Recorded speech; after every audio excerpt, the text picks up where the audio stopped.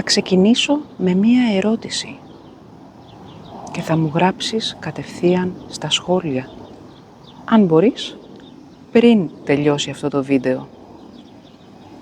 Και σήμερα το ερώτημα είναι φιλοσοφικό. Είμαστε πραγματικά ελεύθεροι? Γράψε στα σχόλια. Μας λένε ότι είμαστε ελεύθεροι.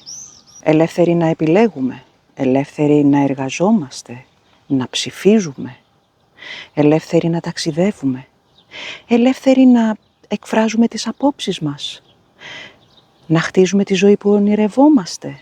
Αλλά είμαστε πραγματικά ελεύθεροι ή μήπως ζούμε σε ένα σύστημα τόσο σύνθετο που πολλές φορές δεν αντιλαμβανόμαστε καν τα όρια του?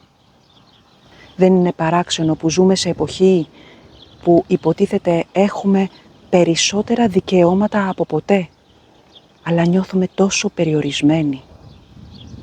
Δεν είναι παράξενο που μπορούμε να επικοινωνούμε με ολόκληρο τον κόσμο μέσα από την τεχνολογία κι όμως να αισθανόμαστε πιο μόνοι από ποτέ? Δεν είναι παράξενο να έχουμε πρόσβαση σε τόση πληροφορία κι όμως να δυσκολευόμαστε να ξεχωρίσουμε την αλήθεια από το ψέμα, την αλήθεια από την προπαγάνδα? Και δεν είναι παράξενο να μιλάμε για ελευθερία έκφρασης, ενώ σήμερα πλέον οι περισσότεροι άνθρωποι φοβούνται να εκφράσουν αυτό που πιστεύουν πραγματικά? Οι περισσότεροι άνθρωποι φοβούνται να εκφράσουν αυτό που πραγματικά σκέφτονται σε κάποιο γεγονός που μπορεί να συμβαίνει γύρω μας. Ίσως τελικά η ελευθερία να είναι πιο πολύπλοκη από ό,τι πιστεύαμε και από ό,τι νομίζαμε. Λογικό δεν είναι, αφού ζούμε σε μια εποχή γεμάτη αντιφάσεις. Ποτέ άλλοτε στην ιστορία δεν είχαμε τόσες δυνατότητες. Κι όμως, ποτέ άλλοτε δεν ήμασταν τόσο παγιδευμένοι. Το κατάλαβες. Πρόκειται για το φιλοσοφικό βίντεο της ημέρας. Δεν χρειάζεται να στο αναλύσω περισσότερο. Και γιατί είμαστε παγιδευμένοι? Πολύ απλά γιατί είμαστε παγιδευμένοι σε μια καθημερινότητα που μας πιέζει με υποχρεώσεις. Είμαστε παγιδευμένοι σε μια καθημερινότητα που περιστρέφεται γύρω από λογαριασμούς, υποχρεώσεις, οι οποίες όλο και περισσότερο αυξάνονται. Για ποια ελευθερία μπορούμε να μιλήσουμε? Παγιδευμένοι σε έναν αγώνα δρόμου που δεν ξέρουμε πότε ξεκίνησε, πού οδηγεί και αν ποτέ θα τελειώσει. Δουλεύουμε περισσότερο, ανησυχούμε περισσότερο, προσπαθούμε να βγάλουμε περισσότερα χρήματα, γιατί νιώθουμε ανασφάλεια, γιατί νιώθουμε φόβο. Και τελικά απολαμβάνουμε όλο και λιγότερο. Και αναρωτιέμαι, άραγε αυτό είναι ελευθερία ή μία πιο εκλεπτισμένη μορφή εξάρτησης? Πες μου τι πιστεύεις στα σχόλια. Και πέρα από το οικονομικό κομμάτι, φαίνεται να είμαστε πιο διχασμένοι από ποτέ. Μας ζητάνε συνεχώς να επιλέξουμε στρατόπεδο με αυτή τη χώρα και όχι με εκείνη τη χώρα. Με αυτό το κόμμα και όχι με το άλλο. Με αυτό το χρώμα και όχι με το άλλο. Λες και δεν υπάρχει χώρος για σκέψη και για κάτι παραπάνω από όλα αυτά. Λες και δεν υπάρχει χώρος να αγκαλιάσεις τους πάντες. Λες και δεν υπάρχει χώρος για όλα τα χρώματα. Αφού όλα τα χρώματα υπάρχουν σε αυτό τον πλανήτη, όλα τα χρώματα έχουν κάποιο λόγο ύπαρξης. Ναι, γιατί οι περισσότεροι άνθρωποι δεν θέλουν πολέμους.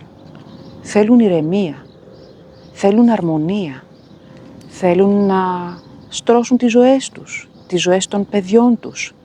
Θέλουμε μία χώρα και έναν πλανήτη όπου θα κυριαρχήσει η ειρήνη, η χαρά, η ηρεμία, η αρμονία, η γαλήνη, η ασφάλεια, η αξιοπρέπεια. Μία καλύτερη ζωή για τα παιδιά σου και τα παιδιά μου, για τα παιδιά όλων μας. Και θα σου κάνω και μία πιο δύσκολη ερώτηση τώρα. Άραγε οι επιλογές μας από τι εξαρτώνται?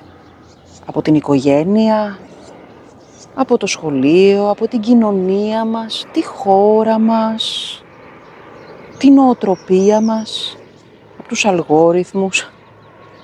Από τι εξαρτάται? Ίσως τελικά η μεγαλύτερη ελευθερία είναι να μην παρασύρεσαι από κανένα φόβο.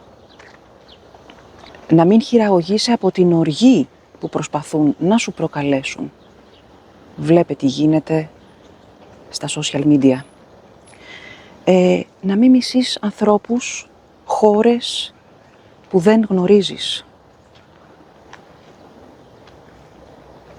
Και γενικά, ίσως η ελευθερία η μεγαλύτερη να είναι να διατηρήσεις την ανθρωπιά σου.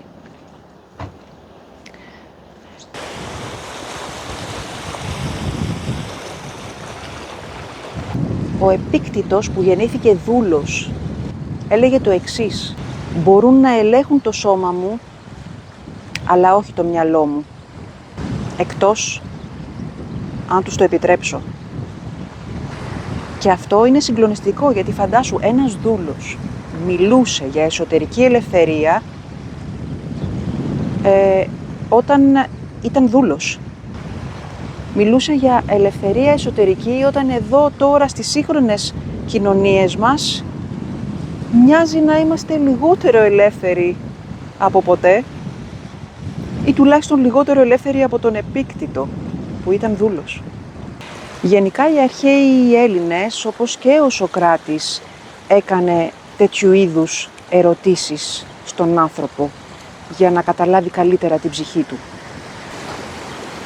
Και αφού ο Επίκτητος είχε πιάσει το θέμα ότι η αληθινή ελευθερία δεν είναι έξω, η αληθινή ελευθερία είναι μέσα μας και ότι τίποτα δεν μπορεί πραγματικά να φυλακίσει το πνεύμα μας, τίποτα απολύτως, αν εμείς δεν δώσουμε συγκατάθεση.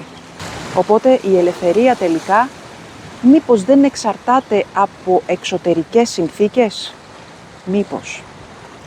Κλείνοντας, θα ήθελα να πω ότι δεν ξέρω αν οι κοινωνίες μας γίνονται πιο ελεύθερες ή λιγότερο ελεύθερες.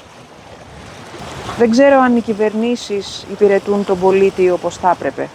Δεν ξέρω αν οι ισχυροί αυτού του κόσμου παίζουν παιχνίδια που οι απλοί άνθρωποι αδυνατούν να φανταστούν. Ξέρω όμως κάτι, ότι η ιστορία έχει αποδείξει ότι σε κάθε εποχή προσπάθησαν να ελέγξουν τον άνθρωπο με το φόβο.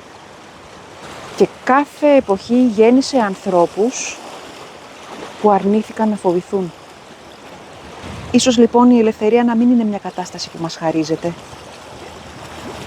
αλλά να είναι μια κατάσταση που θέλει ένα συνεχόμενο αγώνα. Είναι ένας καθημερινός αγώνας. Γι' αυτό ίσως το πιο σημαντικό είναι να προστατεύεις τη συνείδησή σου, να διατηρείς την κριτική σου σκέψη και πάνω απ' όλα να παραμένεις άνθρωπος. Ακόμα και όταν όλος ο κόσμος γύρω σου σε σπρώχνει, σε οθεί να γίνεις κάτι άλλο.